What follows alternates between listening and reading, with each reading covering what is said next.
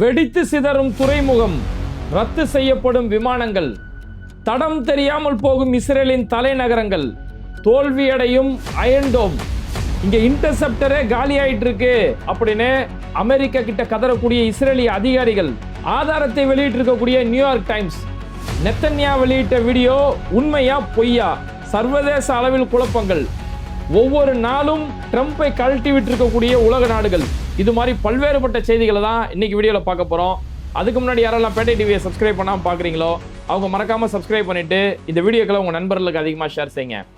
இப்போ சோஷியல் மீடியாவில் பெரிய அளவில் வைரலாக மாறி இருக்கக்கூடிய ஒரு விஷயம், நெத்தன்யா கொல்லப்பட்டுட்டாரா இல்லையா?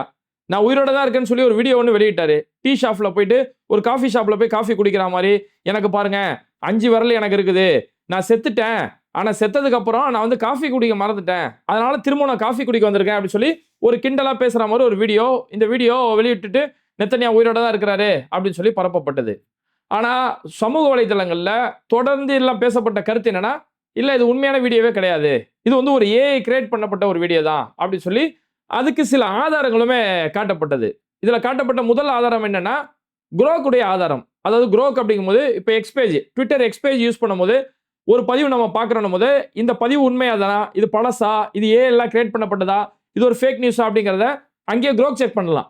அப்படி குரோக் செக் பண்ணும்போது அதுலேருந்து வந்தக்கூடிய குரோக் சொல்லக்கூடிய ஒரு தகவல் என்னன்னா, இது ஒரு ஏஐ வீடியோ, அந்த வீடியோவில் வரக்கூடிய உதடுகள், அந்த வீடியோவில் இருக்கக்கூடிய அவங்களுடைய ஸ்கின் டோனு, அவருடைய நெத்தியில் இருக்கக்கூடிய சுருக்கங்கள், ஏன்னா நெத்தன்யாவுக்கு நெத்தியில் சுருக்கம் அதிகமாக இருக்கும், இதில் இருக்கக்கூடிய அவருடைய சுருக்கம், கன்னத்தில் இருக்கக்கூடிய சுருக்கம், வழக்கமாகவே நெத்தன்யாவுடைய கன்னத்தை பொறுத்த வரைக்கும் இந்த இடத்துல ஒரு குழி ஒன்று இருக்கும். அதாவது இந்த வயசானதுக்கு அப்புறம் அந்த தோல் சுருங்கும் இல்லையா, அதனால இந்த இடத்துக்கும் இந்த கன்னத்துக்கு இந்த இடத்துக்கு மத்தியில் ஒரு குழி இருக்கும், அந்த குழி இதில் இல்லை, அதனால இது வந்து ஏஐலாம் கிரியேட் பண்ணப்பட்ட ஒரு வீடியோ அப்படின்னு சொல்லி ஒரு கருத்து பரவலாப்பட்டுச்சு. குரோக்குமே தான் சொல்லுது, இதில் இருக்கக்கூடிய ஸ்கின் டோனு, இதில் இருக்கக்கூடிய உதடு அசைவுகள் பார்க்கும்போது இது ஏஐ மாதிரி தெரியுதுன்னு சொல்லி குரோக் சொல்லுது. ஆனால் குரோக்கை பொறுத்த வரைக்கும் அது ரொம்ப பர்ஃபெக்டாக கண்டுபிடிக்கக்கூடிய ஒரு ஏஐ கிடையாது, ஒரு ஏஐ சாஃப்ட்வேர் கிடையாது. இப்போ ChatGPT மாதிரியோ ஜெமினி மாதிரியோ அந்த அளவுக்கு துல்லியமாக கருத்தை கூட குரோக்கால சொல்ல முடியாது. அதனால குரோக் சொல்லக்கூடிய அளவுக்கு இது ஏற்றுக்கலாமா அப்படிங்கிறது ஒரு சந்தேகத்துக்குரிய ஒரு விஷயம்தான். அதுக்கடுத்து பலருமே சொன்ன ஒரு மெயினான பாயிண்ட் என்னன்னா, மேஜிக் பாக்கெட், அதுதான் இன்னைக்கு பெரிய ஒரு சர்ச்சையாக மாறி இருக்கு. அந்த வீடியோவில் நெத்தன்யா வந்து டீயை குடிச்சு நான் பேசிட்டு இருக்கேன், நான் உயிரோட தான் இருக்கிறேன் அப்படின்னு பேசும்போது இப்படி பாக்கெட்டில் கையை விடுறாரு.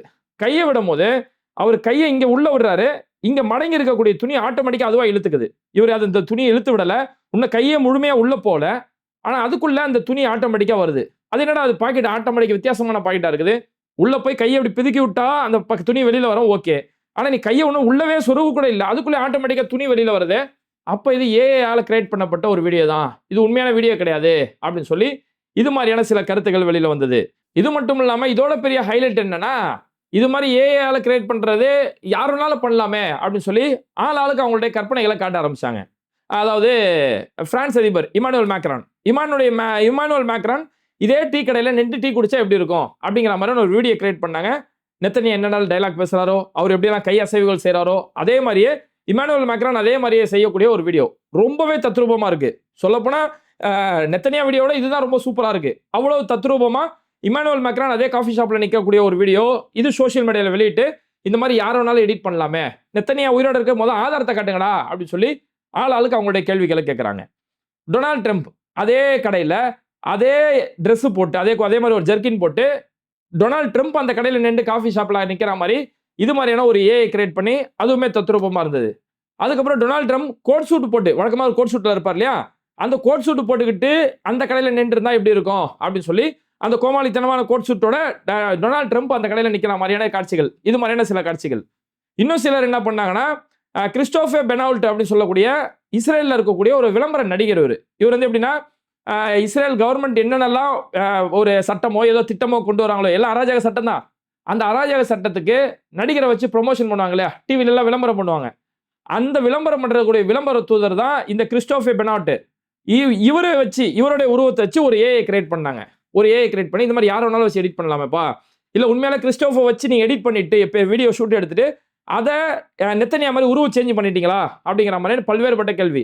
சரி, ஆளுக்கு எடிட் பண்ணுறாங்களே, நெத்தன்யா வச்சு எடிட் பண்ணுறாங்க, ட்ரம்ப்பை வச்சு எடிட் பண்ணுறாங்க, இமானுவேலை வச்சு எடிட் பண்ணுறாங்க, யாரோ பண்ணுறாங்களே, நானே என்னை வச்சு ஒரு எடிட் பண்ணிக்கிறேன் அப்படின்னு சொல்லி போதாத குறைக்கு நம்ம மன்சூரும் ஒரு பக்கம் எடிட் பண்ண ஆரம்பிச்சிட்டான். அவனும் அதே கடையில் நின்று அதே கடையில் நெத்தனியா எங்கெல்லாம் நின்ற மாதிரி காட்டினாங்களோ அங்க மன்சூரை நின்ற மாதிரி வச்சு அவன் பங்குக்கு அவனும் ஒரு எடிட் பண்ணிக்கிட்டான். அதனால இதுல ஒரு தீர்க்கமான முடிவுக்கு வரவே முடியல. அந்த கடையில் இருக்கக்கூடிய கம்ப்யூட்டர் பில் போடுறாங்க. அந்த பில்ல வந்து சில வருடங்கள் மாறுபட்டிருக்கு. சில இடங்கள் 2024 இருக்கு, சில இடங்கள் 2026 சொல்லி ஆளாளுக்கு ஒரு கருத்துக்கள் சொல்லப்படுது. இன்னும் சிலர் என்ன சொன்னாங்கன்னா, டெல்-அவிவ்ல வந்து பல இடங்கள்ல வந்து பாம்பு போட்டுட்டு இருக்குது. பிபிசி கூட இப்போ கொஞ்ச நாள் முன்னாடி கூட சொல்லியிருந்தாங்க, நம்ம வீடியோல கூட சொன்னோம். டெல்-அவிவோட பல கடைகள் மூடப்பட்டிருக்கு, நகரங்கள் எல்லாம் மூடப்பட்டு மக்கள் வெளியில வர பயந்துகிட்டு இருக்காங்க, தெருவே விரிச்சோடி போய் கிடக்குது அப்படின்னு சொல்லி எல்லாம் சொன்ன நேரத்தில் அப்ப கடைகள்லாம் மூடப்பட்டிருக்கு, போர் நடக்குது, குண்டு நடந்துட்டு இருக்கு. இதுல எந்த டீ கடைக்காரன் உனக்கு கடை திறந்து வச்சிருந்தான்? எங்க ஜி ஒரு காலத்துல டீ ஆத்திட்டு இருந்தாரு. டீ ஆத்தினதால இன்னைக்கு நாடே இன்னைக்கு டீ கடை கூட டீ திறக்க முடியாம நீங்க உட்கார்ந்து இருக்குது கேஸ் இல்லாம. அந்த அளவுக்கு சூப்பர் ஆட்சி செஞ்சுட்டு இருக்காரு. அப்போ எந்த ஒரு டீ கடைக்காரன் போய் நான் டெல்-அவிவ்ல போய் டீ கடையை திறந்தா இவர் எந்த திறக்காத கடையில எங்க போய் டீயை குடிச்சாரு அப்படின்னு சொல்லி இப்படி ஆளாளுக்கு ஒவ்வொரு கேள்விகள் ஒரு பக்கம் இருக்கிறதால இதுல எது உண்மை அப்படிங்கிற ஒரு முடிவுக்குன்னு யாருமே வர முடியாத ஒரு கட்டத்துல இருக்குது. இது போதாத குறைக்கு இப்ப ரெண்டாவது புதிய வீடியோ ஒரு வீடியோ வெளியிட்டிருக்காங்க. நெத்தனியா வந்து நான் டீ ஷாப்ல காஃபி ஷாப்ல நின்றேன், அதை நீங்க யாரும் நம்பல, இந்த ரெண்டாவது வீடியோ ஒன்று வெளியிடுறேன் அப்படின்னு சொல்லி மக்களோட கலந்து இருக்கக்கூடிய ஒரு வீடியோ மாதிரி ஒரு வீடியோ ஒன்று வெளியிட்டிருக்காங்க. அதுல நெத்தனியா வராரு. அங்க அந்த மக்கள்ல ஒரு பார்க் மாதிரி ஒரு ஏரியா இருக்குது. போர் நடக்கும்போது எந்த பார்க்ல யாரு போய் உட்காந்துருப்பாங்கன்னு சொல்லி நமக்கு சுத்தமா தெரியவே இல்லை. இவரோட ராணுவ படையோட போறாரு. அங்க மக்கள்லாம் உட்காந்துருக்காங்க. என்ன எல்லாம் எப்படி இருக்கீங்க, வீட்டுல எல்லாம் நல்லா இருக்காங்க, துபாய் போனவங்க மாப்பிள்ள நல்லா இருக்காரா, கடையில வியாபாரம்லாம் பரவாயில்லையா அப்படின்னு சொல்லி அவங்களோட பேச்சுவார்த்தை நடத்தக்கூடிய ஒரு வீடியோ. இதெல்லாம் முடிச்சுட்டு அங்க இருக்கக்கூடிய பொதுமக்கள் ஒரு வயசான ஆள்கிட்ட வந்து பேசுறாரு. இது மாதிரி அங்க இருக்கக்கூடிய பொதுமக்கள்கிட்ட கலந்திருந்தா அப்ப இவர் உயிரோட தானே இருக்கிறாரு அப்படின்னு காட்டுற மாதிரி ஒரு வீடியோ. அப்ப இதெல்லாம் பார்க்கும்போது நெத்தனியா உயிரோட தான் இருக்கிறாரா, இல்ல இந்த வீடியோ அடுத்து ஏஐ அப்படின்றதுக்கான ஆதாரங்கள் அடுக்கடுக்கா அடுத்து வருமா, எதுவுமே கணிக்க முடியாத ஒரு இடத்துல. அப்ப நெத்தனியா உயிரோட தான் இருக்காரா இல்லையா, அல்லது உயிருக்கு பயந்து இந்த மாதிரி எங்கேயோ பதுங்கி இருக்கிறாரா, இந்த மாதிரி அங்கங்க ஒரு டீ கடை மாதிரி ஒரு செட்டிங் போட்டு அங்க ஒரு வீடியோ எடுத்துக்கிட்டு பொதுமக்கள் இருக்கிற மாதிரி பார்க்ல ஒரு செட்டிங் போட்டு மற்ற நேரமெல்லாம் பயந்து ஈரான் வெறித்தனமா அடிக்கிறாங்க, ஈரான்கிட்ட மாட்டா நம்ம காலி, நம்ம அங்க கமேனி அங்க கொன்னதால இங்க நெத்தனியா கொல்ற வரைக்கும் விட மாட்டாங்க போல இருக்கு, அதனால அது வரைக்கும் பதுங்கு குழியில போய் பதுங்கிக்கோ, இங்க நடிகர் விஜய் வந்து பனையூர்ல பதுங்கி இருக்க மாதிரி இங்க நெத்தனியா வந்து பதுங்கு குழியில பதுங்கி இருக்கிறாரு அப்படிங்கிற மாதிரியான கருத்துக்கள். எது எப்படியோ இதோட உண்மைத்தன்மை ஒவ்வொரு நாளுமே இனிமே வெளியில வரும். ஓகே, இப்ப அடுத்து போருடைய கள நிலவரம் என்ன அப்படின்னு பார்த்தோம்னா, இப்ப களத்துல இருந்து சற்று முன்னாடி வந்திருக்கக்கூடிய சில வீடியோ காட்சிகள். இஸ்ரேலுடைய தலைநகர் டெல்-அவிவ் பல இடங்கள்ல இன்னமும் கொழுந்து விட்டு எரிஞ்சிட்டு இருக்கு. ஒவ்வொரு நாளும் ஈரான் அடிக்கக்கூடிய அட்டாக்னால அங்க பெரிய அளவிலான அவங்களுடைய ஒவ்வொரு பகுதிகளுமே பத்தி எரிஞ்சுக்கிட்டு இருக்கு. அவங்களுடைய கார்கள் தலைக்குப்புற கவுந்து போய் கிடந்து கார்கள் எல்லாம் பத்தி எரியக்கூடிய அளவுக்கு, அந்த அளவுக்கு பகல் முழுக்க பார்த்தோம்னா பெரிய அளவிலான சேதங்கள். நைட்டு முழுக்க ஒரு பக்கம் பத்தி எரியுது, தீயணைப்பு படைகள் போய் அந்த தீ அணைப்புறாங்க, மீட்பு படையினர் போய் மீட்டுக்கிட்டு இருக்கிறாங்க. இந்த அளவுக்கு நைட்டு முழுக்க தாக்குதல், பகல் முழுக்கையும் பகல்லையுமே இப்ப தாக்குதல் நடத்த ஆரம்பிச்சது. சில இடங்கள்ல பகல்ல நடந்தக்கூடிய சேதங்கள் எந்த அளவுக்கு இந்த சேதங்கள் ஏற்பட்டிருக்கு அப்படின்னா, ஈரான் நம்ம இஸ்ரேல்ல நமக்கு தெரியும், இஸ்ரேல்ல ஒரு வீடு கட்டும் போது கீழே வந்து அவங்க ஷெல்டர் வச்சு கட்டுவாங்க, அந்த பங்கர் மாதிரி கீழே பதுங்கு குழியை வச்சு கட்டுவாங்க. ஒரு மிசைலோட அட்டாக்கு அங்க இருக்கக்கூடிய பில்டிங் எல்லாம் அடிச்சு நொறுக்கி கீழே இவங்க ஒரு ஷெல்டர் வச்சிருக்காங்க பாருங்க, அது உள்ள போய் அதோட வீரியம் போய் பதியக்கூடிய அளவுக்கு அந்த அளவுக்கான ஒரு வீரியமான ஒரு தாக்குதல் ஒன்று நடந்திருக்குது. இது அங்க களத்தில் இருக்கக்கூடிய சில இன்ஃப்ளூயன்சர்ஸ் அந்த இடத்துக்கு கீழே போய் அண்டர் கிரவுண்ட்ல போய் வீடியோ எடுத்து காட்டுறாங்க. இந்த அளவுக்கு ஈரானுடைய தாக்குதல் நடக்குது. சும்மா சாதாரண அட்டாக்லாம் இல்ல, ஒவ்வொரு இடங்களும் கீழே போய் அட்டாக் நடக்குது. நேற்று வீடியோல கூட நம்ம ஒரு வீடியோ காமிச்சிருந்தோம். நேற்று வந்து ஒரு இடத்துல ஒரு பில்டிங் மேல இருந்து கிட்டத்தட்ட ஒரு 6-7 மாடி பில்டிங் இருக்கும், அந்த பில்டிங் மேல அடிச்சு அடி பொத்துக்கிட்டு போய் கீழே கார் பார்க்கிங் வரைக்கும் அண்டர் கிரவுண்ட் வரைக்கும் போய் அடிச்சிருக்கு. இங்கேயுமே அந்த மாதிரி தான் கீழே ஷெல்டர் வரைக்கும் போய் அதோட தாக்குதல் நடத்தக்கூடிய அளவுக்கு ஈரான் ஒவ்வொரு நாளுமே ஈரானுடைய தாக்குதல் அப்படிங்கிறது ரொம்பவே வலிமையான இருக்குது. இப்போ ஈரானுடைய தரப்புல இருந்து செஜில் மிசைல் நாங்கள் யூஸ் பண்ண போறோம் அப்படிங்கிறாங்க. செஜில் ரொம்பவே ஒரு வலிமையான ஒரு மிசைல். ஏன்னா இப்போ அவங்களே இப்போ ஒயிட் ஃபாஸ்பரஸ் யூஸ் பண்ண ஆரம்பிச்சிட்டாங்க.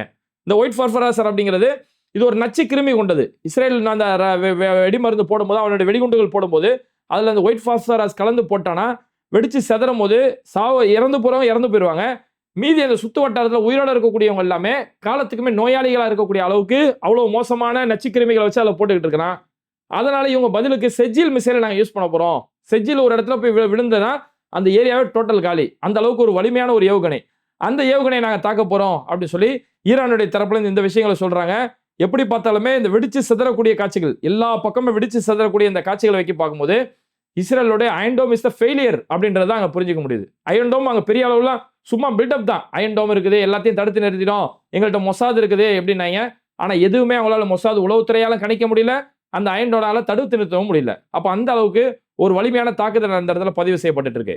ஓகே, இப்ப அடுத்து நடத்தக்கூடிய முக்கியமான தாக்குதல்கள் அப்படின்னு பார்த்தோம்னா யுஏஇல நடந்திருக்கக்கூடிய போர்ட் ஃபுஜாரா அப்படின்னு சொல்லக்கூடிய ஃபுஜாரா துறைமுகம் இது ரொம்பவே யுஏஇல ஒரு முக்கியமான ஒரு துறைமுகம். அமெரிக்காவுடைய தளங்கள் முக்கியமான தளங்களாகவும் இந்த ஃபுஜாரா போர்ட் பயன்படுத்தப்பட்டு இருக்கு. இந்த ஃபுஜாரா துறைமுகத்தில் அமெரிக்காவுடைய ஒரு தளமாகவும் அமெரிக்காவுடைய கப்பல் படை இருக்கக்கூடிய இடமாகவும் இருந்துகிட்டு இருக்குது. இங்கிருந்து ஈரானை தாக்குதலுக்கும் பயன்படுத்திட்டு இருக்காங்க. அந்த இடத்த டார்கெட் பண்ணி இன்னைக்கு ஈரான் ஒரு வலிமையான ஒரு அட்டாக் நடத்திருக்காங்க. அந்த ஏரியாவே ஒட்டுமொத்தமா வெடிச்சு சதுருது. அந்த அளவுக்கு ஒரு வலிமையான தாக்குதல் அந்த ஃபுஜாரா போர்ட்ல அந்த இடத்துல ஒரு அட்டாக் நடந்து பெரிய அளவிலான ஒரு தாக்குதல். இந்த அளவுக்கு அங்க ஒரு தாக்குதல் நடந்தோடனே யுஏஇல இப்படி ஒரு அட்டாக் நடந்த உடனே இன்னைக்கு துபாய் போகக்கூடிய பல விமானங்கள் ரத்து செய்யப்பட்டிருக்கு. இன்னைக்கு காலையில வந்த செய்தி. இங்க சென்னையில இருந்து துபாய் போன ஒரு சில விமானங்கள் துபாய் வரைக்கும் பாதியில போயிட்டு உடனே யூ டர்ன் அடிச்சுட்டு திரும்பி வரக்கூடிய அளவுக்கு அந்த அளவுக்கு அங்க துபாய் மாதிரியான இடங்களை யுஏஇல பெரிய அளவிலான பாதிப்புகளை அந்த சந்திச்சிட்டு இருக்கு. ஏன்னா இப்ப நேத்து வீடியோல கூட நம்ம சொல்லியிருந்தோம். ஈரானுடைய ஹத்தமுல் அம்பியா படை அவங்க சொல்லியிருந்தாங்க யுஏஇல இருக்கக்கூடிய துறைமுகங்கள் எங்கெல்லாம் இருக்குதோ அமெரிக்க கப்பல்கள் எங்கெல்லாம் நங்கூரமிடப்பட்டிருக்குமோ அதை சுத்து வட்டாரம் இருக்கக்கூடிய பொதுமக்கள் தயவு செஞ்சு வெளியில ஏறி பாதுகாப்பான இடத்துக்கு போயிருங்க. நாங்க ஒவ்வொரு துறைமுகங்கள் மேல தாக்குதல் நடத்த போறோம் அப்படின்னு சொன்னாங்க. சொன்ன மாதிரி இன்னைக்கு ஒரு தாக்குதல் நடத்தப்பட்டு பெரிய அளவிலான பாதிப்புகள் சந்திக்கப்பட்டு அங்கிருந்து அதோட பாதிப்புனால பல விமானங்கள் ரத்து செய்யக்கூடிய அளவுக்கு திரும்பி போகக்கூடிய அளவுக்கு இப்பேற்பட்ட விஷயங்கள் நடந்துட்டு இருக்குது. அதே மாதிரி ஈராக்குடைய பக்தாதுல இருக்கக்கூடிய ஒரு முக்கியமான அமெரிக்க தளம் ஒரு யுஎஸ் பேஸ் அந்த இடத்துல இருக்குது.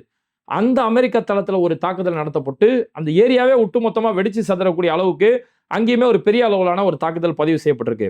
இப்போ இந்த யுஏஇல இருக்கக்கூடிய அரபு நாடுகள்ல இருக்கக்கூடிய இது மாதிரியான அமெரிக்க தளங்கள் தாக்கப்படும் போது இது சம்பந்தமா இப்ப நியூயார்க் டைம்ஸ் இன்னைக்கு அமெரிக்காவில் இருக்கக்கூடிய மிக முக்கியமான ஒரு ஊடகம், ஒரு சர்வதேச அளவில் முக்கியமான ஒரு ஊடகம் நியூயார்க் டைம்ஸ் இன்னைக்கு இது சம்பந்தமா ஒரு செய்தி வெளியிட்டிருக்காங்க. வெள்ளை மாளிகையில் இருக்கக்கூடிய சில அதிகாரிகளை நியூயார்க் டைம்ஸ் பேட்டி எடுக்கிறாங்க. அந்த அதிகாரிகள் சொன்ன தகவல்களை அந்த நியூஸ்ல சோர்ஸா வச்சு எழுதுறாங்க. அதுல சொல்லும் போது அந்த அதிகாரிகள் என்ன சொல்லியிருக்காங்கன்னா, நாங்க ஈரானுடைய சில எண்ணெய் கிடங்குகள் அங்க இருக்கக்கூடிய எண்ணெய் கிடங்குகள் மேல நாங்க தாக்குதல் நடத்தினோம். அந்த தாக்குதல் நாங்க எதுக்கு நடத்தினோம்னா எண்ணெய் கிடங்கு நம்ம வெடிச்சு செதற வச்சோம்னா பொதுமக்கள் பீதி அடைஞ்சிருவாங்க. இங்க ஒரு வலுவான தலைமை ஈரான்ல இல்ல, நம்ம மேல பெரிய அளவு தாக்குதல் நடக்குது, அப்ப நமக்கு பாதுகாப்பு இல்ல, அதனால வேற ஒரு ஆட்சி இங்க கொண்டு வந்துடலாம் அப்படின்னு சொல்லி இங்க மக்களுடைய ஒரு அரசுக்கு எதிராக ஒரு கிளர்ச்சி உருவாகிறோம், ஒரு ஆட்சி மாற்றம் ஏற்படும், இதெல்லாம் பிளான் பண்ணி தான் நாங்க ஈரான்ல அப்படிதான் தாக்குதல் நடத்தினோம். அவங்களுடைய இன்ஃப்ராஸ்ட்ரக்சர் அவங்களுடைய உள்கட்டமைப்புகளை நோக்கி இது மாதிரி தாக்குதல் நடத்தின காரணம் மக்கள் கிட்ட ஒரு கிளர்ச்சி ஏற்படும் சொல்லி பார்த்தோம். ஆனா அங்க மக்கள் கிட்ட எந்த ஒரு கிளர்ச்சி ஏற்படல. அந்த மக்கள் தொடர்ந்து அந்த அரசுக்கு ஆதரவாக தான் நின்றுட்டு இருக்காங்க. புதிதாக தேர்ந்தெடுக்கப்பட்டிருக்கக்கூடிய முஜ்தபா கமேனி அவருக்கு ஆதரவா நிற்கிறாங்க. அவங்களுடைய ராணுவத்துக்கு ஆதரவா, அவங்களுடைய ஐஆர்ஜிசிக்கு ஆதரவா, ஹத்தமுல் அம்பியாவுக்கு ஆதரவா அந்த மக்கள் இரவு நேரங்களில் கூட பெரிய அளவில் பேரணி நடத்துறாங்க. அப்ப இது எந்த அளவுக்கு விளைவு ஏற்பட்டுருச்சு அப்படின்னா, நாங்க அவங்களுடைய உள்கட்டமைப்பை அடிச்சது அப்படிங்கிறது அவன் பதிலுக்கு சுத்தி இருக்கக்கூடிய அரபு நாடுகள் குறிப்பா யுஏஇயை டார்கெட் பண்ணி அரபு நாடுகள்ல இருக்கக்கூடிய அமெரிக்க தளங்கள் எங்க இருக்குமோ அதெல்லாம் இன்னைக்கு டார்கெட் பண்ண ஆரம்பிச்சிட்டாங்க. அதனாலதான் இன்னைக்கு பெரிய அளவில் அங்கே அட்டாக் நடந்துட்டு இருக்குது. இதை என்ன பண்றது தெரியாம முழிச்சுக்கிட்டு இருக்கிறோம் அப்படின்னு சொல்லி அமெரிக்காவுடைய வெள்ளை மாளிகை சம்பந்தமான அதிகாரிகள் நியூயார்க் டைம்ஸுக்கு கொடுத்த பேட்டி இன்னைக்குமே அந்த பேட்டி இருந்துகிட்டு இருக்கு. இந்த பேட்டி இந்த ஒரு ஆர்டிகல் அப்படிங்கிறது இன்னைக்கு சர்வதேச அளவில் பெரிய அளவில் வைரலா மாறி இருக்கு. அப்போ சுற்றி இருக்கக்கூடிய பல நாடுகள்ல பல அமெரிக்க தளங்கள்ல தாக்குதல் நடத்தப்படுறது, இஸ்ரேல்ல ஓய்வே இல்லாம நைட்டும் பகலும் ஒரு தொடர்ந்து அட்டாக் நடக்கிறத இன்னைக்கு சுற்றி இருக்கக்கூடிய நாடுகள் கொஞ்சம் ஒரு விழிப்புணர்வு ஏற்படுது, கொஞ்சம் ஒரு பதட்டம் ஏற்படுது. ஏன்னா டொனால்டு ட்ரம்ப் சொன்னாரு, நட்பு நாடுகள் எல்லாமே நீங்க எல்லாம் ஒன்று சேர்ந்து வாங்க, ஜப்பான், பிரான்ஸ், பிரிட்டன் இது மாதிரி பல நட்பு நாடுகள் நீங்க எல்லாம் ஒன்று சேர்ந்து வாங்க, நம்ம எல்லாம் ஒன்று சேர்ந்து போய் ஹொர்முஸை மீட்டு எடுத்துடலாம் அப்படின்னா எவ்வளவு பெரிய கேவலம் இவங்களுக்கு. நாங்க தான் வல்லரசு நாடு, நாங்க தான் உலக நாடுகளுடைய நீதிபதி, நாங்க தான் பஞ்சாயத்து தலைவர், நாங்க தான் அப்படின்னு சொல்லி பெரிய அளவில் எல்லாரையுமே மிரட்டி, எங்க பாவம் எங்க ஜி அப்புறம் ஆணி மனுஷன் எங்க ஜியும் போட்டு மிரட்டி வச்சுக்கிட்டு இருக்காங்க. இப்படி எல்லாருமே மிரட்டி வச்சு ரவுடித்தனம் பண்ணிட்டு இருந்தானுங்க. ஆனா இதுல பார்த்தா ஒரு ஈரான் கிட்ட இருந்து ஒரு ஹொர்முஸ் அவங்களால மீட்கப்பட முடியல. பல அங்க இருக்கக்கூடிய கப்பல், அங்க இருக்கக்கூடிய வணிக கப்பல்கள், அவங்க வணிக கப்பல் எல்லாம் அமெரிக்காவுடைய நேவியை அவங்களுடைய கப்பல் படையிட்ட கேட்கறாங்க, எங்களுக்கு நீங்க பாதுகாப்பு கொடுங்க, எங்களுடைய கப்பல் நல்ல முறையில் போய் சேர்ந்துறதுக்கு எங்க இடத்துக்கு வரதுக்கு நீங்க பாதுகாப்பு கொடுங்க, ப்ரொடெக்ட் பண்ணுங்க அப்படின்னு கேட்கும்போது, இல்ல எங்களை பாதுகாக்கக்கூடிய அளவுக்கு எங்களுக்கு இல்ல, எங்களால பாதுகாக்க முடியாது, ஹொர்முஸ் இப்ப பாதுகாக்கப்பட்ட இடமாவும் இல்ல, அது முழுக்க ஈரானுடைய கண்ட்ரோல்ல இருக்கு அப்படின்னு சொல்லி ஒத்துக்கிட்டாங்க. இப்ப அந்த இடத்துல வேற வழி இல்ல, ஈரான் கிட்ட அந்த இடத்துல அந்த கடல்ல போய் மோதவே முடியல அப்படின்ற பட்சத்துல இப்ப அடுத்துதான் டொனால்டு ட்ரம்ப் கையில் எடுத்தது, நட்பு நாடுகள்லாம் ஒன்று சேர்ந்துவாங்க, நீங்க ஒவ்வொருத்தரும் உங்களுடைய கப்பல் படையை கொண்டு வாங்க, நம்ம எல்லாரும் சேர்ந்து போய் ஈரானை போய் அழிச்சிடலாம் அப்படின்னு சொல்லி ஒரு எச்சரிக்கை ஒன்று கொடுத்தாங்க.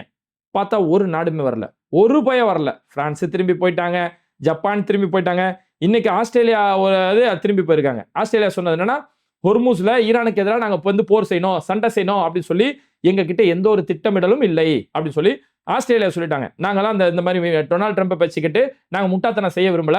டொனால்டு ட்ரம்ப் தன்னுடைய எப்ஸ்டீன் ஃபைல்ஸோடைய அந்த பாலியல் சம்பந்தமான விஷயங்களை மறைக்கிறதுக்கு ஒரு சண்டை போடட்டும், நெத்தன்யாஹு அவருடைய ஊழலை மறைக்கிறதுக்கு சண்டை போட்டோம். இதுல நாங்க ஏன்டா சம்மந்தம் இல்லாம சண்டை போடணும்? இதுக்கு பதில் நாங்க போய் சண்டை போட்டு அவன் எங்க ஊர் கப்பலை வந்து அடிச்சு இது நாங்க நஷ்டம் அடையணுமா? போதைக்கு நாங்க ஊருகாவா அப்படிங்கிற மாதிரி ஆஸ்திரேலியா அதை இப்ப நீங்க சொல்லிட்டாங்க. இங்க போய் போர் செஞ்சு இந்த போர்ல கலந்துக்கவோ ஹொர்முஸுக்கு போவோ எங்ககிட்ட எந்த ஒரு திட்டமிடலும் இல்லை அப்படின்னு சொல்லி தன்னுடைய கப்பலை ஆஸ்திரேலியா இப்ப காப்பாத்திக்கிட்டாங்க. அதுக்கப்புறமா ஜப்பான் இப்போ சொல்லியிருக்காங்க, ஜப்பான் எங்களுடைய கப்பல் படையை ஹொர்முஸுக்கு அனுப்புறதுக்கான எந்த ஒரு ஐடியாவும் எங்ககிட்ட கிடையாது, நாங்க அனுப்ப போறதே கிடையாது அப்படின்னு சொல்லி ஜப்பானுமே இப்போ சொல்லிட்டாங்க. பிரான்ஸ் நேத்து சொல்லிட்டாங்க. இப்படி ஒவ்வொரு நாடுகளும் சொன்னோன்னா கடும் கோபத்துல கடும் காண்டில் இருக்கிறாப்புல நம்ம டொனால்ட் ட்ரம்ப் இப்ப என்ன சொல்லியிருக்கிறான்னா, எந்தெந்த நாடுகள்லாம் நீங்க கலந்துக்கலையோ உங்க மேல நேட்டோ மிக மோசமான எதிர்காலத்தை நீங்க சந்திக்க வேண்டியிருக்கும் அப்படின்னு சொல்லி உங்க மூலமா நேட்டோ மூலியமா நடவடிக்கை எடுத்துருவேன் அப்படின்னு சொல்லி இந்த அளவுக்கு கடுமையான அவங்களுக்கு தொடர்ந்து பயம் காட்டுறாரு. நீ வரல அவ்வளவுதான் உனக்கு அப்படிங்கிற மாதிரி ஒவ்வொருத்தனையும் பயம் காட்டி வாடா சண்டைக்கு வாடான்னு கூப்பிடுறாரு. ஆனா யாருமே சண்டைக்கு வராம இல்ல. இப்போ இங்கிலாந்து இங்க இன்னைக்கு பேக் அடிச்சிட்டாங்க. இங்கிலாந்து என்ன சொல்றாங்க, இந்த போரில் இங்கிலாந்து இழுக்கப்படாது, நீ இழுத்தாலும் நான் வரமாட்டேன்டா அப்படின்னு சொல்லி இங்கிலாந்து இன்னைக்கு காலையில அறிவிப்பு கொடுத்துட்டாங்க. இப்படி தொடர்ந்து பல நாடுகள் இங்க சொல்றதால இன்னைக்கு ட்ரம்ப் நடுத்தெருவில் நிக்கிக்கிட்டு முழிச்சுக்கிட்டு இருக்கக்கூடிய ஒரு நிலைமை ஏற்பட்டிருக்கு. இப்ப ஈரான்ல இருந்து வந்திருக்கக்கூடிய அடுத்த ஒரு செய்தி என்னன்னா, ஈரான் ராணுவம் சார்பில் சொல்றாங்க, பிரிட்டன் ஏதாவது நீங்க நடவடிக்கை எடுக்கணும்னு நினைச்சா நீங்க ட்ரம்ப்புடைய பேசிக்கிட்டு பிரிட்டன் உங்களுடைய போர்க்கப்பலை அனுப்பணும், ஏதாவது நீங்க இதுக்கு எதாவது எடுக்கணும்னு நினைச்சீங்கன்னா நாங்க பிரிட்டன் மேல நடவடிக்கை எடுப்போம்பா அப்படின்னு சொல்லி பிரிட்டனுக்கு இப்போ ஒரு எச்சரிக்கை ஈரான் அரசு சார்பில் கொடுத்துருக்காங்க. பிரிட்டனுக்கு என்ன நடவடிக்கை எடுப்பான்னு பார்த்தோம்னா, சுத்தி இருக்கக்கூடிய அரபு நாடுகள்ல பிரிட்டனுடைய தளங்கள் பல தளங்கள் இருக்குது. பஹ்ரைன், ஓமன், கத்தார், UAE இப்படி பல நாடுகள்ல பிரிட்டனுடைய பேஸுமே இருக்கு. அமெரிக்காவுடைய ராணுவ தளம், அவங்களுடைய கப்பல் படை மாதிரி பிரிட்டனுடைய தளங்களும் இருக்குது. இதெல்லாம் பார்க்கும்போது தான் நமக்கு இந்த செய்திகள் தொடர்ந்து படிச்சு இது சம்பந்தமா தேடி ஆய்வு செஞ்சு படிக்கும் போது தான் தெரியுது, இந்த அரபு நாடுகள் இவங்கள்ட்ட சொந்த அறிவோ சொந்த முன்முயற்சி எதுவுமே கிடையாது போல இருக்குது. வெறும் பிரியாணி திங்கிறது, வீட்டில் போய் படுக்கிறது, தூங்குறது, மஜா பண்றது, இதே வேலையா தான் அலைவாங்க போல இருக்குது. அமெரிக்காவுக்கு நேவி படையை கொடுத்துறாங்க, பிரிட்டனுக்கு கொடுத்துறாங்க, எல்லாருக்கும் ஒரு பேஸ் அமைச்சு கொடுத்துரு, கடைசியில் நீங்க என்னதான் பண்ணுவீங்க அப்படிங்கிற மாதிரி இருக்குது இந்த செய்தியெல்லாம் பார்க்கும்போது. அப்போ பல நாடுகள்ல, அரபு நாடுகள்ல பிரிட்டனுடைய தளங்கள் அவங்களுடைய பேஸ் இருக்கிறதால அதனாலதான் ஈரான் பிரிட்டனுக்கு ஒரு எச்சரிக்கை கொடுத்துருக்காங்க. பிரிட்டன் இதுல நீ கலந்துக்கணும், ஹொர்முஸ் வழியா கப்பலை எடுத்துட்டு வரணும் நீ நினைச்சனா ஓ மேல நடவடிக்கை எடுக்கப்படும். இன்னைக்கு அமெரிக்காவுடைய பேஸ் எங்கெல்லாம் இருக்கோ அங்கெல்லாம் தாக்கப்பட்டு அமெரிக்கா திருச்சி ஓடிட்டு இருக்கான், ஒவ்வொரு நாளும் வெடிச்சு செதறுது. இந்த மாதிரி உன்னுடைய தளங்களுக்கும் பண்ணணுமா அப்படின்னு சொல்லி இன்னைக்கு ஈரான் ஒரு எச்சரிக்கை கொடுத்துருக்காங்க. இந்த அளவுக்கு இன்னைக்கு இந்த போர் தொடர்ந்து நடந்துட்டு இருக்கிறதால இன்னைக்கு ஆனா உலகம் முழுக்க இந்த போர்னால பெரிய அளவுல பாதிக்கப்பட்டிருக்கு. ரெண்டு நாடுகளும் சண்டை போட்டுக்கிற விஷயத்துல அமெரிக்காவுடைய இந்த ரவுடித்தனத்துக்கும் இஸ்ரேலுடைய இனவரியாலையும் இந்த போர் நடத்தப்படுறதால இன்னைக்கு உலகம் முழுக்க பாதிக்கப்பட்டு பல பேர் விமானங்கள் டிக்கெட் புக் பண்ணி வச்சவங்க அவங்களுடைய விமானம் ரத்து செய்யப்பட்டு பல நாடுகளை சிக்கி தவிக்கக்கூடிய நிலைமைகளையும், பல நாடுகளில் வேலைக்கு போனவங்க அந்த வேலைக்கு போனவங்கள அங்க சிக்கிட்டு இருக்காங்க, அவங்களுடைய குடும்பங்கள் இங்க பெரிய அளவில் தவிக்கக்கூடிய ஒரு நிலைமைகளையும், ஏன் நம்ம தெருவில் இட்லி கடை வடை கடை போடக்கூடிய வியாபாரிகள் வரைக்கும் பாதிக்கப்பட்டிருக்கு. எனக்கு தெரிஞ்சு ஒரு டீ கடை, டீ வடைனால பெரிய அளவில் வியாபாரம், கடையில் சம்பளத்துக்கு மட்டுமே 6 பேர் வச்சிருப்பாங்க. கேஸ் தட்டுப்பாடு ஏற்பட்டு வடை போடுறதை விட்டாங்க. அவங்களுக்கு வடை தான் மெயின் வியாபாரம், டீ கூட 2வது தான். வடை போடுறதை விட்டாங்க, ஏன்னா கேஸ் இல்லை. வடை போடுறதை விட்டு வெறும் டீ கடையை மட்டும் வச்சு திறந்தாங்க. அப்போ வேலைக்கு 6 பேர் இருக்கவங்கள 3 பேர் மட்டும் வேலைக்கு வைக்கிறாங்க. அதுக்கடுத்து ஒரு கட்டத்தில் கேஸுமே தீர்ந்து போச்சு. அதுக்கப்புறம் கேஸ் எங்கே கேட்டால் கேஸ் இப்போ பெரிய அளவில் விலை வச்சுட்டு இருக்குது. எங்கேயாவது ஒரு இடத்துல கேஸ் போய் தட்டுப்பாடு தாண்டி எங்கேயாவது போய் கேஸை வாங்கிட்டு வந்து வச்சாலும் கடைக்கு ஒருத்தரையோ 2 பேரையும் வேலைக்கு வைக்கணும். இப்போ இந்த கடைக்காரோட நிலைமை கொஞ்சம் நினைச்சு பாருங்க. 6 பேரையும் வேலைக்கு வச்சா ஓனருக்கு கட்டுப்படி ஆகாது. வடை எதுவும் போடாம ஓனருக்கு 6 பேரையும் வேலைக்கு வச்சா ஓனருக்கு கட்டுப்படி ஆகாது. சரி 2 பேரை 3 பேரை வேலையை விட்டு இன்னைக்கு கொஞ்சம் தற்சமயத்துக்கு நிறுத்திட்டோம் அப்படின்னா அந்த வேலை இல்லாத அந்த தொழிலாளர்கள் அவங்களுடைய வருமானம் பாதிக்கப்படுது. அப்ப இந்த அளவுக்கு எங்கேயோ போர் நடந்தாலும் அது நம்ம தெருவில் வைக்க வடக்கடை டீ கடை வரைக்கும் பாதிக்கப்படுதுல. இதனாலதான் இந்த போர் நிறுத்தப்படணும்னு சொல்லி சென்னையில போராட்டம் நடந்து, தமுமுக ஏன் போராட்டம் நடந்ததுன்னு கேட்டாங்களா பைத்தியக்கார சங்கிங்க, இதனாலதான் இந்த போராட்டம் நடத்தப்படுது. இது சாமானிய டீ கடை இட்லி கடை வரைக்கும் எல்லாருமே பாதிக்கப்படும், சாமானிய மக்களுடைய வாழ்க்கை பாதிக்கப்படும். ஏன்னா சங்கிகளை பொறுத்த வரைக்கும் அவங்க அம்பானி அதானி மாதிரியான கார்பரேட் நலனை தான் பார்ப்பாங்களே தவிர சாதாரண அடிமட்ட மக்களை அவங்க பத்தி யோசிக்க மாட்டாங்க. இதனாலதான் இந்த அளவுக்கு பாதிக்கப்படுறதால இந்த போர் உடனடியாக ஒரு முடிவெட்டப்படணும். இந்த போர் உடனடியாக தடுத்து நிறுத்தப்பட்டு மக்களுடைய இயல்பு வாழ்க்கை எங்கேயும் பாதிக்கப்படக்கூடாது, பொதுமக்கள் எங்கேயுமே அநியாயமா கொல்லப்படக்கூடாது அப்படிங்கிற ஒரு முடிவை கண்டிப்பா எட்டப்படணும். இது மாதிரி வீடியோக்களை தொடர்ந்து பார்க்கறதுக்கு மறக்காம பேட்டை டிவியை சப்ஸ்கிரைப் பண்ணிட்டு இந்த வீடியோக்களை உங்க நண்பர்களுக்கு அதிகமாக ஷேர் செய்யுங்க. இணைந்திருப்போம். மிஸ்டர் பர்ஃபெக்ட் எக்ஸ்ட்ரா கோல்டு திருமணமான ஆண்களுக்கு திருப்பு முனையை ஏற்படுத்தும் ஹலாலான இயற்கை வியாகரா. 60,000க்கும் மேற்பட்ட திருப்திகரமான வாடிக்கையாளர்கள், 500க்கும் மேற்பட்ட வாடிக்கையாளர்களுக்கு குழந்தை வரமும் கிடைத்துள்ளது. வயதான பலகினமா, சுகர் பலகினமா, இனி கவலை வேண்டாம். உங்கள் இல்லறம் நல்லறமாக அமைய உடனே ஆர்டர் செய்யுங்கள். மேலும் விவரங்களுக்கு கீழுள்ள எண்ணை அணுகுங்கள்.